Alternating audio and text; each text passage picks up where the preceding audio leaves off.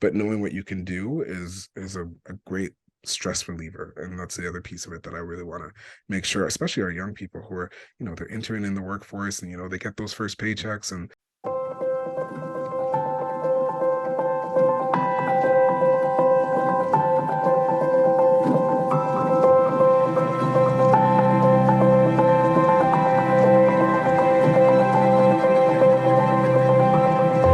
Hello, everyone. Welcome to Seek, Go, Create. Tim Winders here, your host. There's a couple of things that parents typically struggle with when they communicate with their children. One of those is sex, where do babies come from? The other is money. Today, we're not going to go into the sex and where babies come from. That's not what we're going to cover here. We're going to talk about money and how it relates to financial literacy in children. We actually here with redefining success, I've noticed that the topic of money is one of the biggest challenges that people have. So today with our guests, we're going to dive deep into it. I'll get to the guest in just a moment. I want to say something. I'm a little bit off, so we're going to have fun today. My wife and I are in the Atlanta area. We're here helping out with my mother-in-law, who's recently come out of a rehab facility for some health issues. And so I'm in a different spot. I'm not in my RV, and I'm working to overcome that. So I've already kind of talked to my guests and said, hey, listen, we're going to have fun together here. So anyway, I'm glad you're here. We're going to have all the notes and resources from this episode on the website. Make sure you check out seekgocreate.com. Today we have Clifton Corbin as our guest. He is a registered financial consultant, and he's combined his MBA, experience managing million-dollar budgets, and his understanding of economics and personal finance into building a financial education system and community for parents and their children. A lot of other stuff with his resume, but Clifton, welcome to Seek, Go, Create. Thanks so much, Tim. I really appreciate it. Yeah, I'm so glad you're here. And you're coming to us from Toronto? Toronto, Ontario. Right? Yeah, that's right. Wow. Well, I'm in the Atlanta area, so we're two different worlds, even though I'm probably close to almost due south from you, maybe. You're south of me. I'm jealous of the heat you're probably getting that I'm not. Yeah, got a little bit of warmth today. In fact, we had a warm shower here. They're recording this in February, so people might be listening into it later. But Clifton, glad you're here. Let's do this exercise. One of my first questions I like to ask people that we just bump into each other, which you and I have. I've done some research on you. And I want to know more about you. And I ask you what you do. If I say, what do you do, Clifton, what do you tell people when they ask? Sure. I'll be honest. For a while, I struggled with that question. Once I left the office, I was like, okay, do I say I'm a stay-at-home dad? Then I wrote my book. I'm like, do I say I'm an author? And I was like, I don't like either of those. What I do is I advocate for financial literacy. I'm very passionate about making sure young people have the skills that they need to manage their money and be confident with their money before they need it, before they become young adults. So I call myself a financial literacy advocate. And to do that, I create products, resources, and I do talks like this. Yeah. And we're excited to have you here because it's a topic that, I don't know if we avoid it. I don't know if we just ignore it. I mean, we'll talk about that in just a moment, but I want to back up. Why do you think it is that men struggle with the um, stay-at-home dad identity? What does that do for our identity? I mean, did it mess with you when you didn't have a quote unquote title and office job to go to?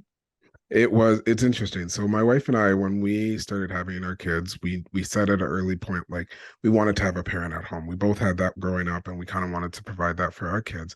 And we joke often that it was kind of a race to the bottom, because we're like, whoever's making the least amount of money when we're going to make that jump, they're the one who's staying home. So we joked about that, but we kind of always knew it was going to be me, just because I'm more the entrepreneurial one. I'm the one who's more creative with finding ways to maximize my time without those set regulated, tasks and duties of a full-time job. So I always knew it was going to be me, but when it became time to be the stay-at-home dad, you're right. Our jobs are our identities. We have those things that we like it's easy to say, I am an engineer, I'm a business consultant, I'm an author, what have you. But when you say I'm a stay-at-home dad, the question is, well, what do you do? And it's the same thing that stay-at-home moms have been having for years, where it's like, well, you just staying at home watching, soap operas and waiting until the kids get home. And I was like, well, there's tons of stuff. I just stopped the washer and dryer right before recording this call. So there's a lot of things that are happening. And in addition to that, I am also doing the financial literacy advocacy. But I go back to what right before I left the office, I was being kind of trained up for a managerial position, and I remember my manager at the time saying, you are my, like, she, it was a mentor mentee relationship. It was wonderful, and I remember her saying very specifically, like, in a year from now, I hope you have a mentee like you are to me. And I thought, if I leave this job, I'm losing those opportunities, and that was kind of hard for me to kind of reconcile with, because I wanted to be able to help bring up younger talent and all the rest, especially as a Black male.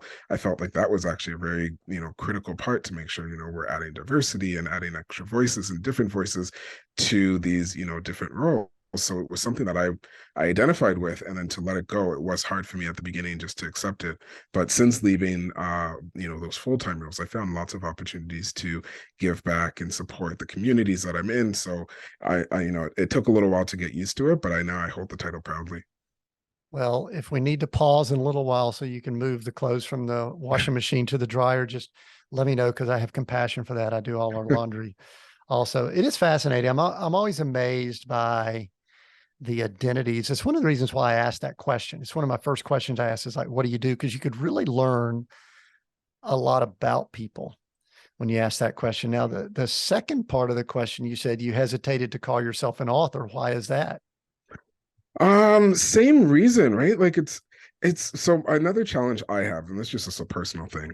I love to learn. I love how your podcast is, seek, go, create, because I like to create. Like I love learning. I'm a self-learn learner in a lot of different subjects, right? So if there's something I want to do, I usually dive deep into it, learn it at some level, and then I'll move on to something else. So, I never went seeking to be an author, but I had something inside of me that I felt like I needed to share. So I wrote the book, and I'm, writing other materials as well, but I never really identified as an author. It wasn't something I went after. I was like, I wrote something, but I guess I am writing something. I'm now an author.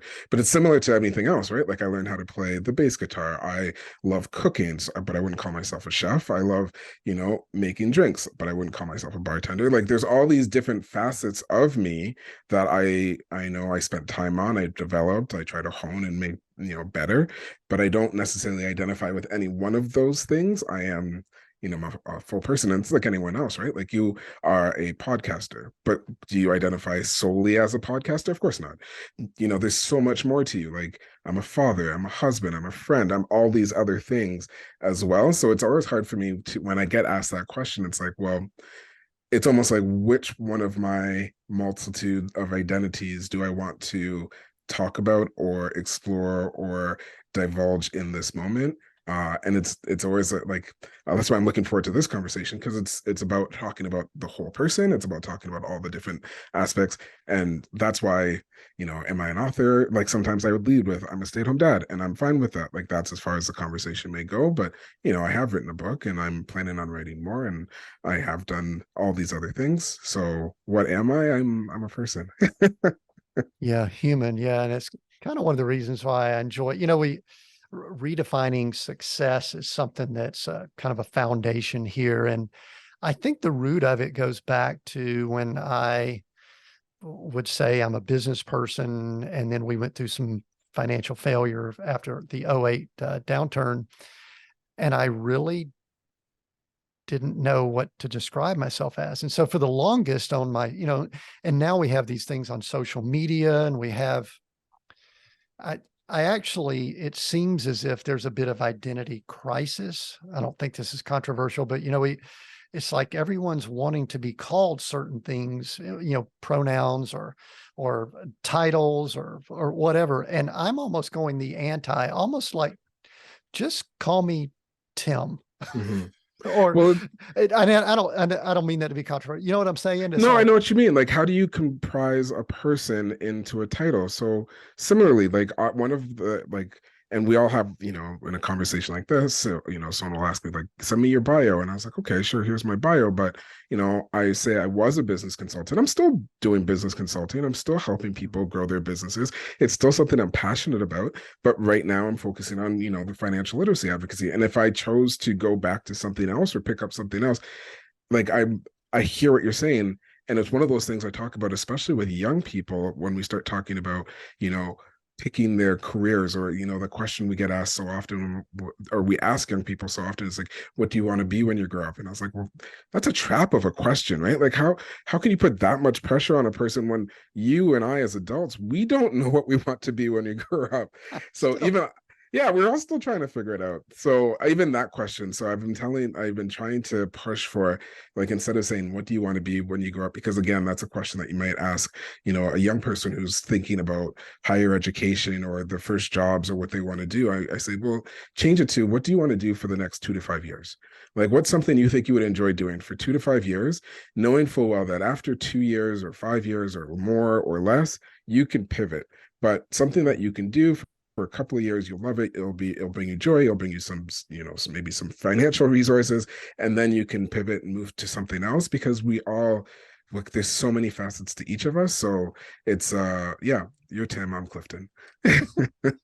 yeah, two guys just chit chatting. Well, the reason I think this is somewhat pertinent to this conversation is that parents, because we're still in the process ourselves, we have not arrived, even though there's this perception at times that, oh, you're 20, 30, 40, 59 years old like me. It's like you have arrived where you're going in life. No, I am not only am I still figuring it out, I'm mobile, live in an RV, travel. Mhm. So I'm not even fixed.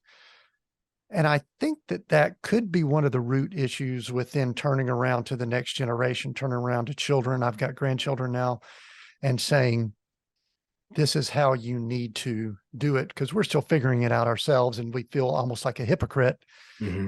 by telling it. What are some other challenges, especially with this financial? I do want to let the audience know we're not going to get into explaining where babies come from. That's not the purpose of this conversation, unless you just want to, and that's really not what I'd rather do, because I'm nervous thinking about that. Just, but let's talk money. What are some of the things?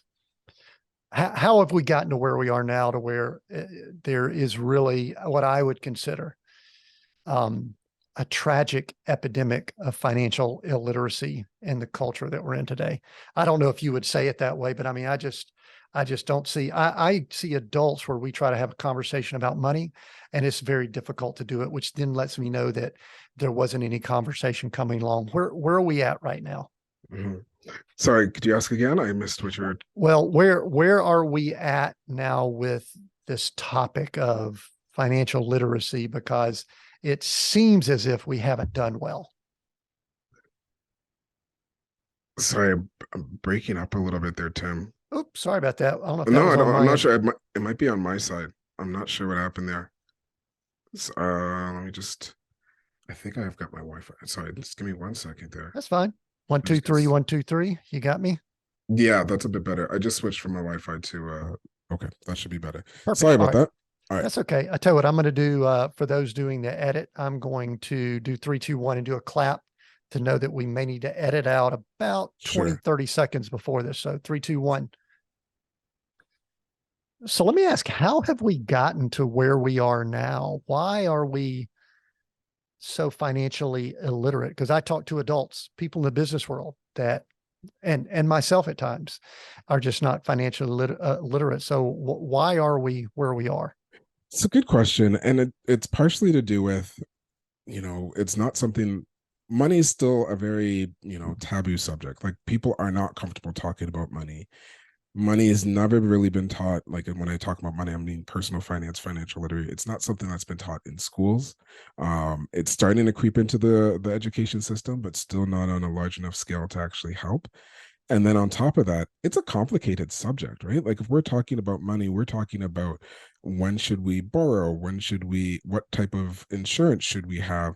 How much should we save for retirement? How much should we put into a 401k? Like, there's a lot of moving pieces. And unless you're really spending time to focus in on what you need to do, and again, the other part of it is a very individualized subject. So what works for you isn't going to work for me. So there's a lot of moving pieces, and the information you might get is either too generic or too specific. So it requires a little bit of time and effort to kind of figure out what makes the most sense for you. And again, considering that you're not going to be able to get most of that information from our school system, it really requires you to do it on an individual basis to kind of like pick up the information that you need for yourself, whether that's going to, a financial advisor, taking courses online, reading books. But it really requires individuals to take the lead with regards to actually educating themselves, which is a little bit different than a lot of the other things that we typically do around ourselves, where we get the information. It might be generic, but it works for, the masses, where this is a very specific subject.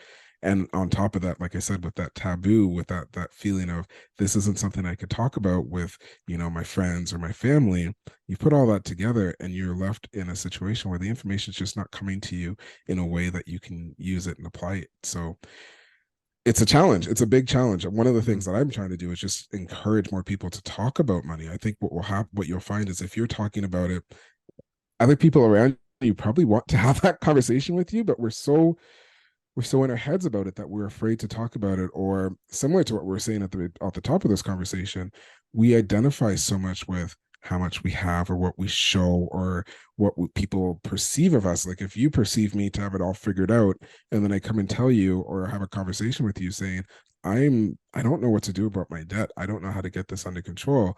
It could be hard for me to even broach that subject because I don't want you to perceive me any differently. But if we can open up some of these conversations, if we can have some more transparency with regards to our money, I think what will happen is the financial literacy will increase exponentially the more we can talk about it. But if we don't talk about it, it's like anything else, right? If you keep a subject under the radar, you just don't get to learn about it. You don't get to talk about it. You're just not learning what you need to know. So I think it's a combination of factors, but yeah, that'd be my take on it. Yeah, it's real interesting. I remember when I was coming along, I was at Georgia Tech, and they used to have, at some point, they would have outside people that had been out working for a while come in to speak to us, probably close to when we were graduating and things like that. And I was extremely money driven at the time. And I remember the person would come in talking. I really wanted to know one thing. I want to know how much money they made. I want to Mm-hmm. know what their salary was. And so I remember a couple of times I would just shoot my hand up and say, "Hey, how much do you make? You've been out working 2 years, you're in a similar field that we're going into, and it would always be this little dance." And then finally, I think one of the professors that oversaw that kind of said, we don't really want to get into those type things. I'm But you going, do. we're about to graduate. I've spent 6 years to get this 4-year degree. I was right there with you. I'm in I the want same I boat. want to know how much, but I think that goes to kind of the taboo and what are salaries, what do people make, what's their debt, things like that. One thing I want to go ahead and get kind of out in the open here early on, Clifton, is there are people, you brought up the school system, so I'll go ahead and go there. There are people that may have a thought that if I'm sending my children to school, they should teach this stuff. Now, there's a mindset there that we may need to address of who's really educating your children. We can go there or not. But what do you say to someone who says that? They're not. Um, No, they're not. We know that. It's obvious. so if so, here's the thing: financial literacy is not yet in the school in any meaningful way. And I could say that for most of North America. It's coming into the school system, but not enough, I think, to truly prepare your child for what they will need.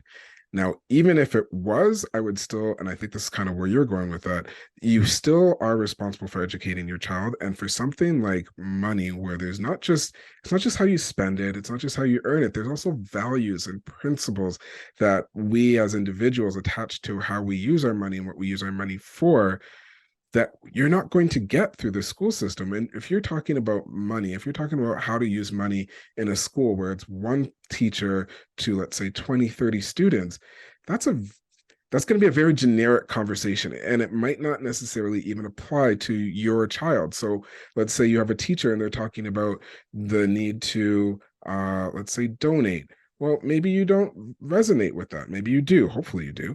But let's say they're talking about, how you should have an allowance so that you can practice using money. Well, maybe your family doesn't have the money in their budget to do an allowance. So that conversation that you're going to get in that very generic classroom setting isn't what your child needs. They need that individualized attention that you can provide them as their parent or guardian. You know your values. You know whether you want to donate and how much you want to donate and why you donate what you do. You know how you feel about spending and saving and ensuring and building wealth. And those values that you have as an individual, as a family, can only get to your child if you're the one who's talking to them about it. Moreover, hoping that someone else provides this life skill to your child is just dangerous, right? Like we need to make sure that our children are fully prepared to be the young adults that we hope they are. Like our goal, we've heard this before, we're not raising children, we're raising adults. We're trying to prepare our children to become young, hopefully successful, hopefully well-adjusted young people, young adults. One of the skills they'll need, absolutely need, is how to manage money, how to feel confident and comfortable managing money in a way that will benefit them. So this is just another one of the skills that we need to teach, just like we need to teach them how to make sure they're feeding themselves with proper nutrition. It's it's a basic life skill that we need to make sure we're giving them. And as things change, we're going a little bit more cashless, things are changing, but the fundamentals don't change. Like some of those core things, as far as making sure you're living on less than you make and making sure that you're putting some money away for an emergency, some of those cores don't change. So but if our kids aren't seeing it from us, if they're not hearing it from us, if they're not learning it from us, they may never learn it, or they may learn it, but it might be after they've made some missteps along the way, which is kind of my story in that, like, I learned a lot of this on my own, some of it a little bit too late. So I end up diving into debt with credit cards in my early 20s because I didn't really know how to manage them. Had I learned that earlier, I could have avoided some of that and I could have set myself up even more so for success. So it's really about making sure our kids are learning how to do these things and building these skills and habits before they need them. Yeah, I was just actually thinking as you were talking about, and this is years ago, probably late 70s when I was coming along through school. I did learn how to sew a button on, I'm talking about life skills. I think I learned how to mend a sock. I don't know that I could do that today. I don't know that I would do that today. And I think I learned how to build a birdhouse. So I'm prepared. Nothing about a checkbook or any of that kind of stuff back in those days. And it sounds like that's actually still the case. You know what? Another thing that popped in my mind yesterday, I was on the treadmill and I was listening to an interview with Ray Dalio, who was the head of Bridgewater. He's written principles and all that. And it's interesting, Clifton. He was talking about that he started investing in the stock market at the age of 12. Oh, wow. And you just brought it up. I was actually about to transition and ask a little bit about your background and some things about you growing up. I think about some things that, I've had to overcome related to money and finances and my money mindset and also just practical things. But I was just fascinated thinking about, and, some would say he's, one of the premier investors with the funds he's run for since I guess the late 70s, 80s and all. He just recently retired, but what growing up, you mentioned it, you said you got into debt and things like that. Back up a little bit, give a little bit of your background so we can kind of know how you've come to this being a passion of yours. Sure. So I actually consider myself very fortunate in that both my parents were very open and transparent with me with regards to money from an early age. So I'm actually just advocating for parents to do something similar. But the challenge I had is when I was growing up, I was very attuned to earning money. I was one of those kids, the paper route, the lemonade stand, all the early jobs. So acquiring money was very high on my list. And saving it. I was also, I was in had the saving account in the 80s and 90s where interest rates were similar to what we have now, only higher. So saving wasn't a challenge for me. Where things kind of, like I said, fell off the rail is I only had those two pieces. I had earning and I had saving. I didn't really have a rationale for why you want to do either of those two. So, no talk about wealth creation and what wealth can do for you with regards to financial independence and financial security. No talk about making sure that you're securing your wealth with, like I said, insurance or what have you. No talk about managing debt and how you can both leverage debt to acquire assets or, mess up your credit score by buying stuff that's frivolous stuff on a credit card. So my financial literacy education was very fractured. Like I said, I talked about earning, saving, and that's kind of where the conversation ended. And while I was lucky in that I was able to have those conversations with my parents, I needed more. And that's kind of where things kind of fell off the rails with me. In that when I did get off and get out onto my own and I got those early credit cards, and I was like, oh, credit cards are for emergencies. And then they weren't just for emergencies, they were also for, fun nights out on the town. And then, wait a minute, I'm supposed to pay this back, but it felt like free money.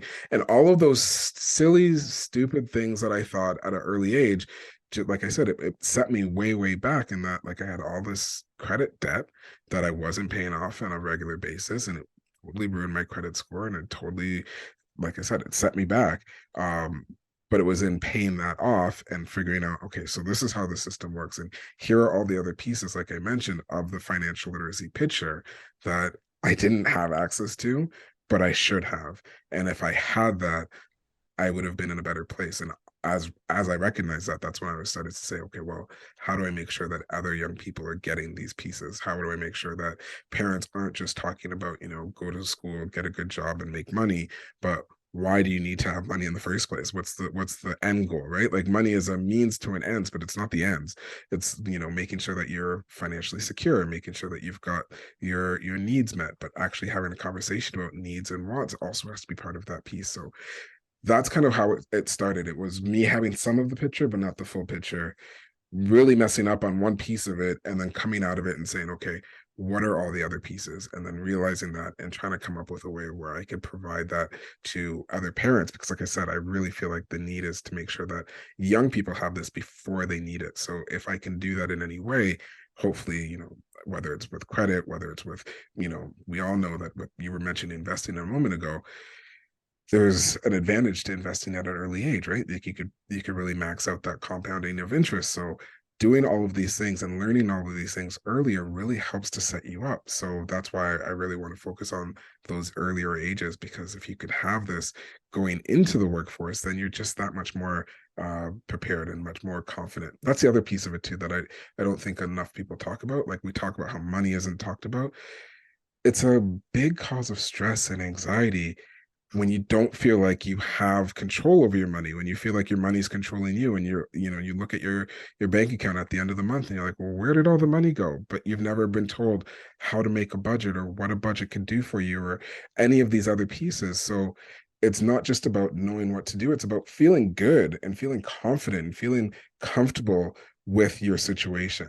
I think that's a huge part of it. And I know that whether you're younger, older, you're about to retire, wherever you are on the spectrum, you want to feel like you've got your money handled. It's in a place that you feel comfortable and you can do whatever it is that you want to do. Obviously, you won't be able to do everything you want to do, but knowing what you can do is a great stress reliever. And that's the other piece of it that I really want to make sure, especially our young people who are, they're entering in the workforce, and they get those first paychecks, and it can feel very exhilarating, but there's things that need to happen with those first paychecks to really set yourself up.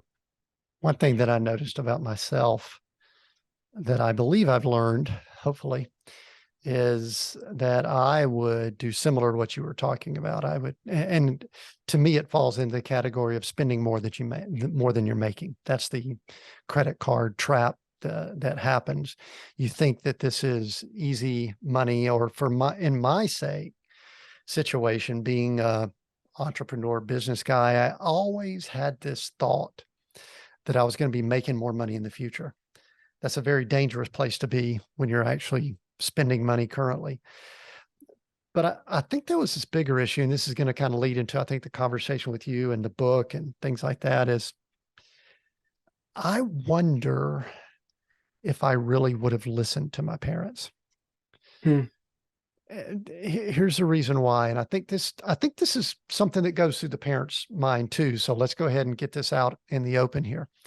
Both my parents were teachers, educators, great people. I didn't realize we were poor until Mm. I asked them one time how much money we made. And when I found out, I went, ooh, I was going to be a teacher and a coach. And I think I want to do something different now, even though I've got teaching and coaching in my genes, you know? And so I think at that point, I was probably like a lot of teenagers, just kind of arrogant. I could figure it out on my own and things like that. Do you have any advice for the parent that might be going, I don't know that I have the credibility Mm. to Hmm. communicate? I mean, I struggle myself and they know we've struggled. You know, they know that we struggle with money. We try not to, but how do I have the credibility to educate my children about money? I like to say, you know, you know more than they know, right? So that's the benefit. Like you already know more than they know. So by talking to them about money and talking about finances and they like you have knowledge that they don't have. You may not feel confident in all of the aspects of it, but you know more than they know. And if you feel like you need to know more, this is your golden opportunity to start educating yourself. So I often say, like, if you don't feel like you've got your money under control, this is the chance to say, okay, I'm going to start learning. And like, we're all learning. I'm still learning. I'm sure you're still learning.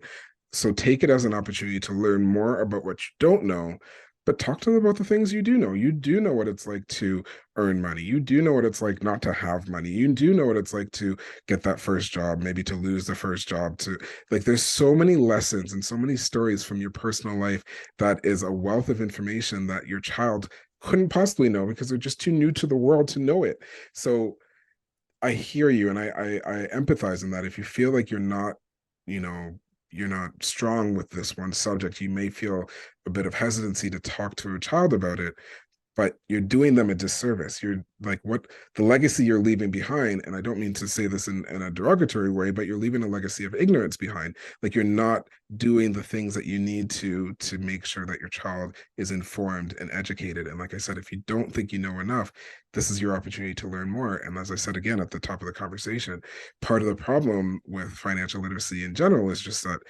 we have to take it upon ourselves to learn what we need to know for our individual situations. So if you are, let's say, an RVer, what you need to do to make sure you're covering your expenses is very different than I might need to do as a homeowner. But you need to figure out what makes sense for you. I need to figure out what makes sense for me. And then we need to relay that to our child and say, hey, listen, these are our expenses. This is how, we budget. This is how we get our income. This is how we're making sure we're building our wealth. This is how, I'm paying down this debt that I owe. The good, the bad, the ugly, we have to let them know how the world works. And money is such a huge part of that. Now, I don't want you to burden them with any stress or anxiety you might have about the money that you have, but you can, again, you can use these conversations that you're having with your child as opportunities to, again, teach and educate yourself if that's what you need. But I hear that. I hear that often, right? Like I don't feel very comfortable with my money. How am I going to have this conversation with, Mm. my son, my daughter, my child, what have you? And the answer is really, you know more than they do. You know what it's like to have, you know what it's like not to have. And those conversations is what your child needs to have. Yeah. And one of the things that I like, one of the reasons that we're having this conversation is I believe that you've got books and some resources that will help. We'll get to that in just a moment. I've got one more, I kind of call it a big picture question before I'm going to actually ask you to give some tips, some ideas, and I'll do some teaching for people that may be listening in wanting to start these conversations.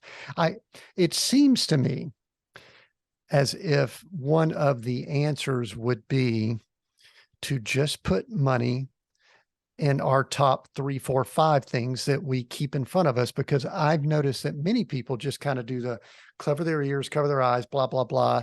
And that's not a good thing. I mean, there was a period of time that I did that when things were really ugly. But the second part of that, Clifton, and you could address that after I ask this kind of bigger question, is that I've been told and I observe that at times we do have some cultural issues when we talk about money. Mm-hmm. I grew up, I, I guess, middle classish white, outside of Atlanta. I've heard that there's some different cultural things, and I hate to generalize because that's not a good thing to do, but we're going to do it a little bit. In an African American or Black family, there may be some issues that are dealt with there because of some generational things. I also know that when all of a sudden you bring religion or church into it, they get weird about the way they deal with money too. So we could go a lot of different directions, but talk just in general, or if you want to be specific about some of the different advantages of certain cultures when it comes to money. And I'll say one thing, going back to Ray Dalio, I realized that somehow the way he was brought up was much different than the way I was, the way they did it. So anything that you want to say, and listen, we don't shy away from, some mature conversations about anything with race or anything like that here either. No, I appreciate that. And I think you're right in that different cultures do teach and approach money differently. Like that probably doesn't even need to be said. In some cultures, talking about money, like we say in general, in our society, talking about money could be taboo. In some subjects, it's just taboo. You don't talk about it. We don't talk about it. But I think there's a big challenge there. Like you can't learn something that you can't talk about. You can't teach something that you can't talk about. And you're right when it comes to religion. And so every situation is very different. But I could feel confident in saying, regardless of your, background, your cultural background, your heritage, your religion, what have you, if you can find a way to have these conversations with your children, maybe it might be harder to have these conversations with your parents, because I've seen that as well, right? Like each generation, it gets a little bit easier sometimes as you get further and further away from, wherever that cultural stigma may be coming from. So it might be harder, and I've experienced this as well, talking to my parents about, do you have your will ready? I had a much different experience than my wife when she asked the exact same question. So, and I think that was cultural. I think that has a bit to do with age. It has a bit to do with her gender. It has a bit to do with where she fit within the hierarchy of all the siblings. So it was a very different conversation, but you might not be able to control that conversation, but the conversation you have with your child, you own that one, right? Like you get to decide how you want to speak and what you want to have conversations with your child. So you are in the driver's seat when it comes to that. So I get that there are cultural challenges, religious challenges, like all of that. I fully acknowledge that they're all there. So this conversation at the dining room table at Thanksgiving or what have you, at the bigger family conversations, may not be able to happen, or they'll happen with a lot more animosity and frustration and all the rest. So maybe not that, but that conversation, that relationship you have with your child, you own that. And one of the things I talk about often is, like, we talk so often about wanting to have open dialogue and relationships and conversations and lines of communications with our children. And I know parents mean that. Like, we want our children to come to us when they have relationship problems, if they're being bullied on the playground, if they're struggling in school. We need them to tell us that, because we only have so much line of sight into what's happening into their life. Now, if they come to us and try to talk to us about money and we say, nope, we're not talking about that, well, we've put up a wall. We've cut that line of communication off. And if we really want them to come to us when it comes to relationships, when it comes to, school or what have you, but they don't feel like they can come to us with regards to money, they may not feel like they can come to us with regards to anything. So I really want to encourage parents to be able to have these conversations, especially if your children are coming to you with questions and you're having those conversations in an honest, transparent, open way. You're building the communication, you're building the relationship, you're showing that you trust them, and they are realizing that they can come to you. So while I acknowledge that there can be cultural challenges with having these conversations, you own the conversation, you own the relationship with your child. And by having these conversations, by having conversations that, like, one of the things I like to say is, run towards the conversations that make you feel uncomfortable. If you can have those conversations, things get better. Whatever it is, like if you're feeling uncomfortable talking about money with your partner, your spouse, your child, run towards that and have those. You will recognize there are some things maybe you need to work out with a therapist. Maybe there's some things you need to work out on your own. Doesn't matter, but that's growth. That's recognizing that there's things that you can do to become better and more comfortable in your life, relieve stress, relieve anxiety. So run to that. And just in general, like you own that conversation with your child, you own that relationship. So take advantage of that. You may not be able to do it with your parents, but that's okay. You can do it with your child. Yeah, I like the philosophy of, okay, so let's just say for whatever reason, cultural, your family, whatever, at our church, we don't talk about it or whatever. It's kind of get started. It's somewhere along the way you wrote the book, Your Kids, Their Money. And I'm guessing, and I'm hopeful here we could kind of talk about some resources and all. Tell us about the book. The title is interesting to me. Your Kids, Their Money. Where'd that come from? So I wish I could own it, but that was my editor. Who Good I for have to give editors. I have to give credit where credit is due. But as soon as he said it, I was like, that's exactly what that's the concept of the book. It's like, and it kind of goes back to what we were just saying. Like, it's your kids. We need to support our kids, but at some point they're going to own the money. They're going to have to be able to they're going to be responsible for the money. So this is a chance for us to help our kids with their money again before they need it. So you're right, the book was written again as a kind of a guide to help parents with these conversations, to help guardians with these conversations, to help adults have these conversations and recognize, okay, it can't just be about going to school and getting a good job. We also need to talk about wealth and why that's so important. Sometimes wealth can kind of seem like a dirty word, especially when, we have, billionaires and multi-billionaires can feel like wealth is a bad thing, but wealth is not a bad thing. Wealth is just the money that you have saved in your account, and that gives you options, and we need to be able to talk about that. So the book is written, it's written as a guidebook, so you can really jump in anywhere. If you're curious about how to talk to your kids about taxation, there's a chapter for that. If you want to talk about debt, there's a chapter for that. But it's also written kind of as a bit of a guide along my life as well, and it talks about how acquiring money and then managing debt, and then also the fortunate part that I'm in my life now, where I can start giving back and being very appreciative for what I have, and talking to kids about having appreciation and giving back to the community and all these other things. So it's written as a guidebook where you could jump anywhere, but you could also read it end to end, and you get a bit of the story arc of what has happened in my life so far. So is it for parents? And I think I know the answer to this, but let's just say someone's sitting here saying, "When should I get started with Sure. this?" So who's it for? And then I want to ask some very specific tips and all for someone listening in. Sure. No, it's definitely for parents. Like I said, my goal is to help parents broach these conversations and have these conversations. It's got all the resources, in my opinion, most of the resources you'll need to have the conversation, and then to take some of these things to your child. So let's say you want to dive a little deeper in a certain subject, there's maybe some activities you could do with them, or maybe a picture book that you could read with them, or so it kind of gets into each subject, gives you a rundown of what you might want to say, what you might need to know, how you can have that conversation in a relatable way with your child.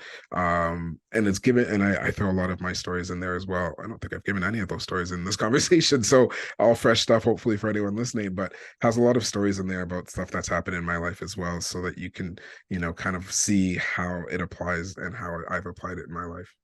Good. So Oh, let's your go. second question, you did have a second question. Sorry, I don't mean to cut you off there, but you did say, when do you want to start?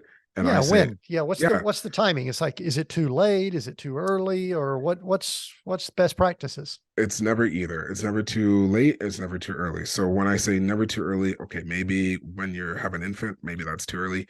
But once your youngster starts recognizing, money is a thing that's being traded and transferred to acquire goods and services, or they start asking for things, it's a good time to start having these early conversations. And you're not going to be talking about insurance and wealth creation at that age, but you could start talking about, what is money? How do I get money? Like, I have money. How did I get the money? I was working for it and it got into my bank account. So you can have those early conversations with the youngsters. And then as they get older, my hope is that you're giving your child access to some funds, hopefully a budget of some sort, so they can start practicing some of these best habits and best practices that we're talking about. So maybe they're managing a clothing budget or a lunch budget or something, so that eventually so again, they're getting a chance to practice what we're talking about here, so they can use it once they become young adults.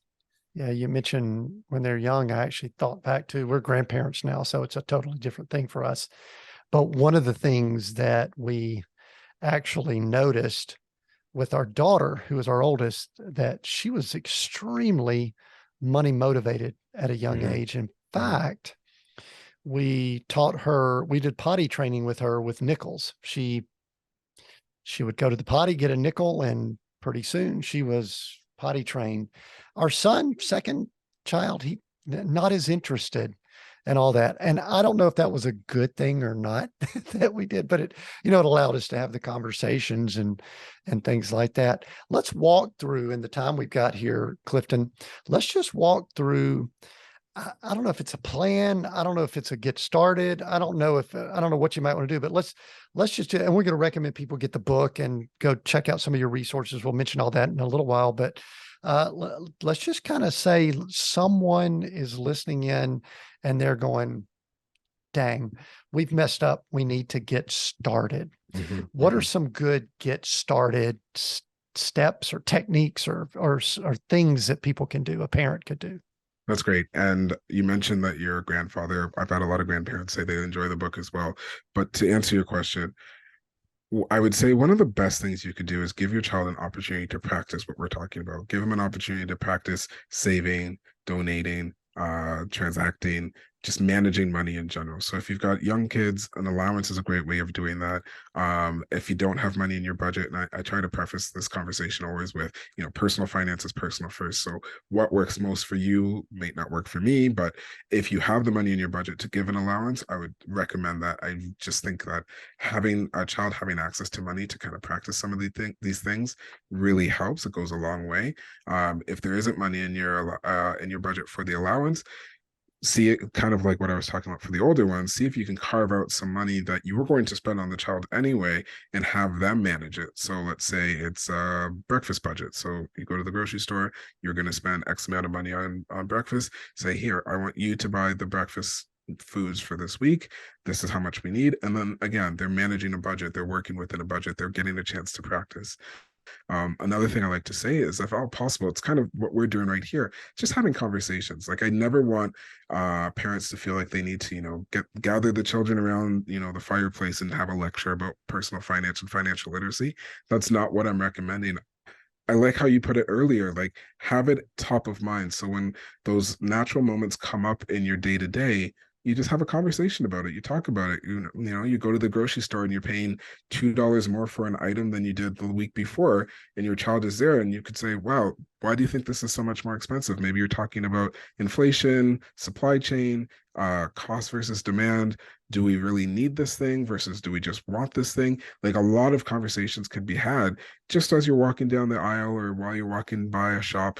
So have those conversations and just, like I said, make them part of your everyday, so that your kids are just in the mindset of thinking about what they could be doing, what they should be doing. And if you can give them opportunities to manage their own money, that will also help. So if you could do the two together, I think it's a winning strategy where you're having conversations about money while they're also getting a chance to practice using money.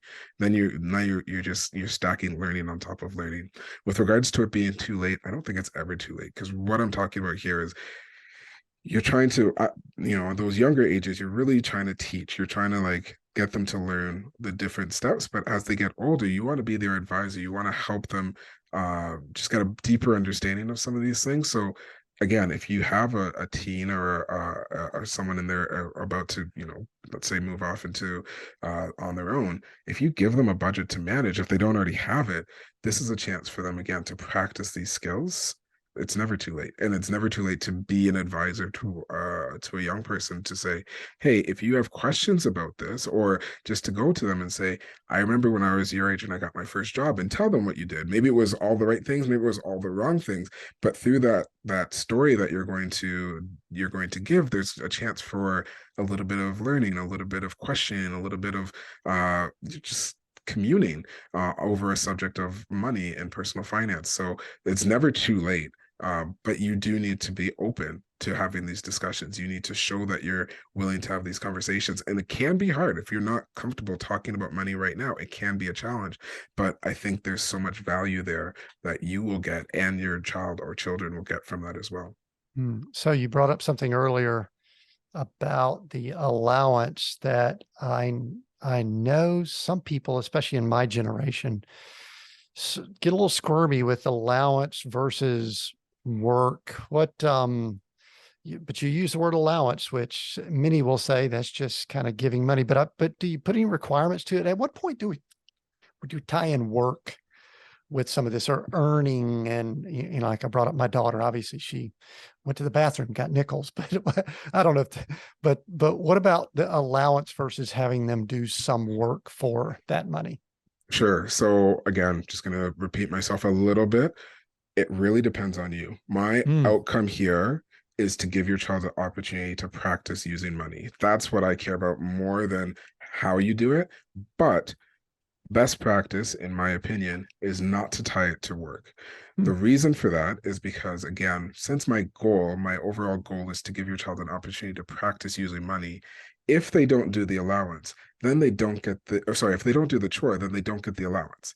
Now they don't get an opportunity to practice using money. It's similar to if you, let's say you have your child is in piano lessons or soccer. If they don't do the chore, if you keep them from piano lessons, then that makes sense. But if you would say, no, you're going to piano lesson even if your socks are still on the floor, well, it's because you want them to learn that skill. You want them to learn that habit. And I would argue that learning how to use money in a healthy way is more important than learning how to play the piano.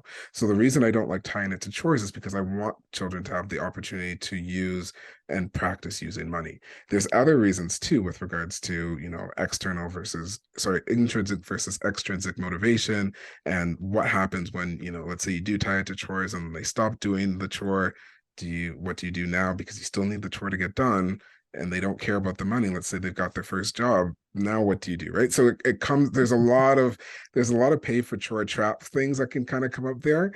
uh all that said, because I know I agree with you. There's a lot of people who are like, no, it has to be tied to work. I'm not giving away free money. And I get that. And if that's how you feel, if you feel strongly about that, I am fine with that, because what I care more about, more than the is it chores, is it not chores, is are they getting an opportunity to practice using money?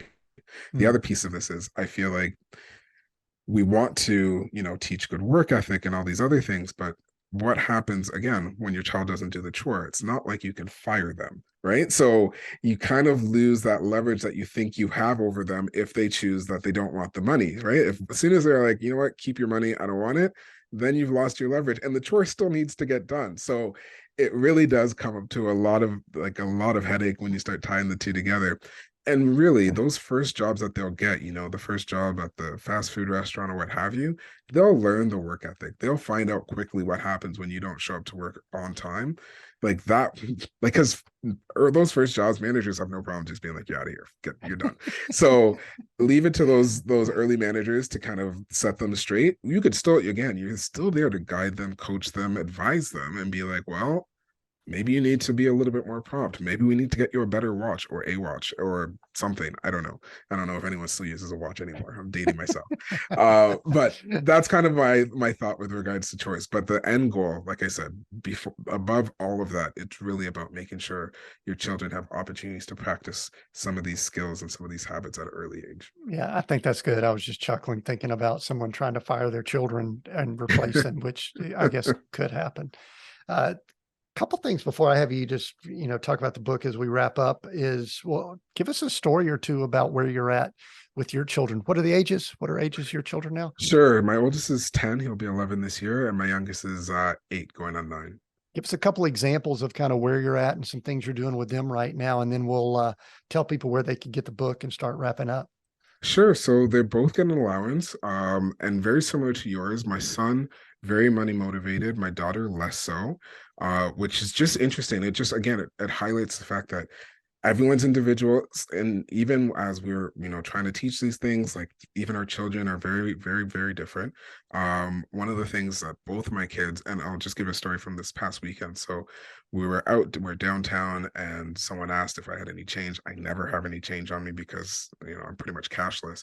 But my son, we walked away and my son's like, hold on, and he reached into his wallet, he grabbed some change, gave it to, because the both of them are very very motivated by donating and helping the less fortunate. And it, like, they both have these like great big hearts, and my daughter's the exact same way. Like, I remember she's done something similar in her past, and it's just, it warms my heart to see how, as much as they're like, my son is money motivated, and he's got a baking business. He bakes like cakes and pies and all kinds of stuff and sells them at the farmers market.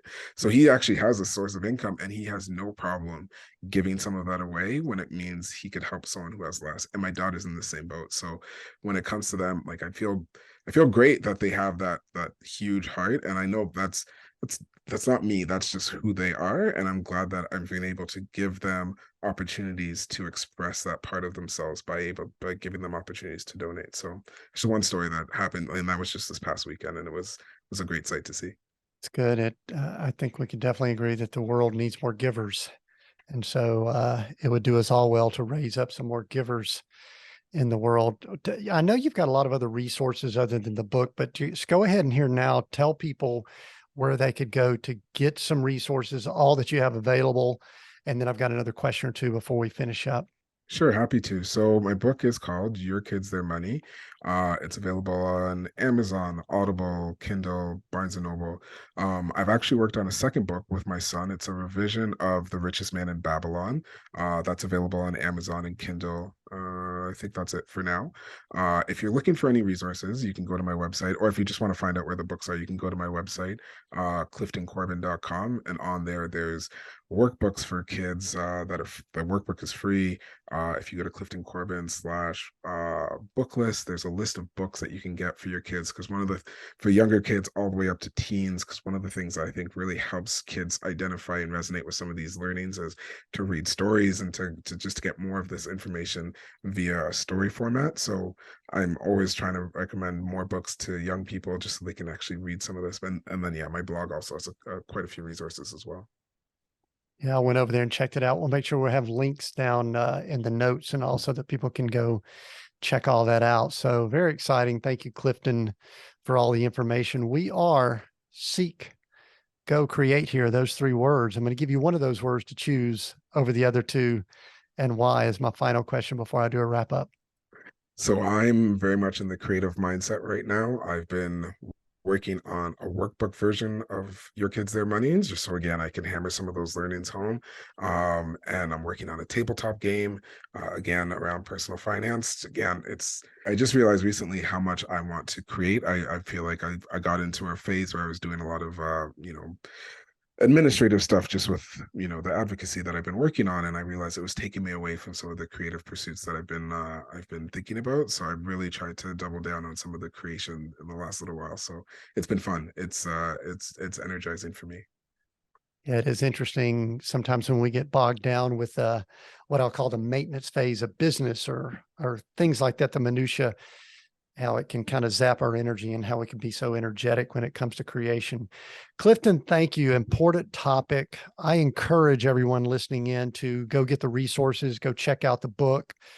It's Your Kids, Their Money that Clifton talked about. We'll have links if you need to go check it out and get all those resources, because I see it in the field that I'm in, how important it is for us to improve financial literacy.